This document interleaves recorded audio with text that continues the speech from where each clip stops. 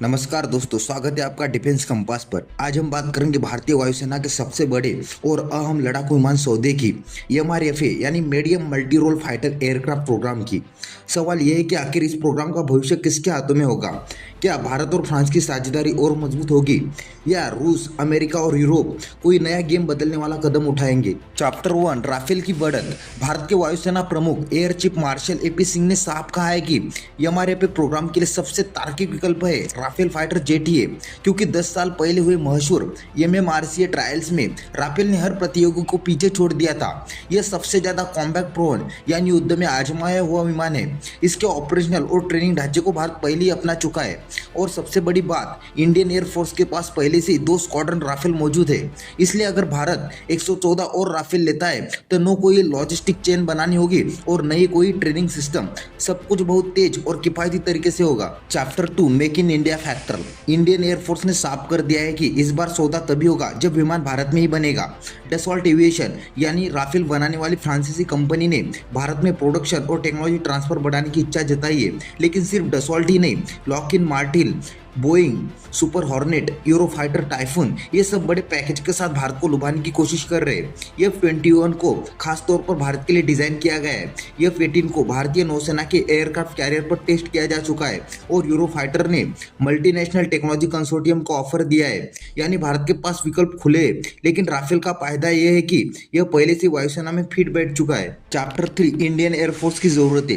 इस समय भारतीय वायुसेना के पास लगभग 30-31 स्क्वाड्रन है, जबकि मंजूरी 42 स्क्वाड्रन की है। MiG-21 धीरे धीरे रिटायर हो रहे और जैगुआर भी अपनी लाइफ पूरी कर रहे। अगर भारत 114 राफेल लेता है तो नए 6 स्क्वाड्रन जुड़ जाएंगे, और इससे इंडियन एयरफोर्स को बड़ी मजबूती मिलेगी। यह तब तक जरूरी है जब तक तेजस MK2 और AMCA जैसे स्वदेशी प्रोजेक्ट पूरी तरह ऑपरेशनल नहीं हो पाते। चैप्टर 4, HAL और रूस का कार्ड। अब जरा नजर डालते रूस और HAL की दोस्ती पर। HAL ने हाल ही में कहा है कि वह रूस के साथ नए विमानों को मिलकर बनाने के लिए पूरी तरह तैयार है। भारत और रूस की साझेदारी नई नहीं है। MiG-21 से लेकर सुकोई 30 MKI तक हमने रूस के साथ मिलकर बड़ी सफलता पाई है। नासिक में HAL ने 200 से ज्यादा सुकोई 30 MKI विमान बनाए। इन्हें समय समय पर भारतीय और पश्चिमी हथियारों और सेंसर से अपग्रेड भी किया गया। आज भी नासिक फैक्ट्री सुकोई 30 MKI के अपग्रेड और मरम्मत में व्यस्त है। यह साबित करता है कि रूस के साथ हमारी साझेदारी गहरी और टिकाऊ है। चैप्टर 5, सुकोई 75 चेकमेट की संभावना। रूस ने हाल ही में अपने नए 5th जनरेशन फाइटर सुकोई 75 चेकमेट को दुनिया के सामने पेश किया। कहा जा रहा है कि भारत इस प्रोजेक्ट में शामिल हो सकता है। अगर ऐसा हुआ तो भारत को 2030 से पहले स्टील्थ फाइटर मिल सकता है, और यह हमारे AMCA प्रोग्राम के लिए एक टेक्नोलॉजी ब्रिज का काम करेगा।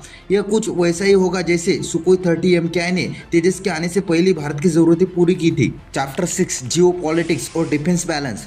भारत के लिए पश्चिमी देशों जैसे फ्रांस और अमेरिका के साथ संबंध मजबूत करना जरूरी है, लेकिन रूस को पूरी तरह पीछे छोड़ना भी सही नहीं होगा, क्योंकि रूस हमें न सिर्फ टेक्नोलॉजी देता है बल्कि को प्रोडक्शन, लाइसेंस प्रोडक्शन के लिए भी तैयार रहता है। दूसरी तरफ रूस को भी भारत जैसे भरोसेमंद पार्टनर की जरूरत है, खासकर तब जब पश्चिमी देशों की पाबंदियां उस पर लगातार बढ़ रही है। चैप्टर 7, निष्कर्ष। दोस्तों, MRFA प्रोग्राम सिर्फ 114 विमानों की खरीद का मामला नहीं है। यह तय करेगा कि आने वाले 30 सालों में भारतीय वायुसेना की रीढ़ कौन सा विमान होगा।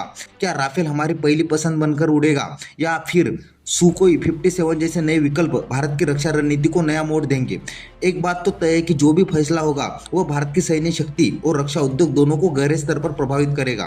तो आज के वीडियो में बस इतना ही। वीडियो अच्छा लगा तो प्लीज़ लाइक, शेयर और चैनल को सब्सक्राइब करना ना भूलें। मिलते इसी तरह के अगले एक और नए इन्फॉर्मेटिव वीडियो के साथ। Thank you for watching.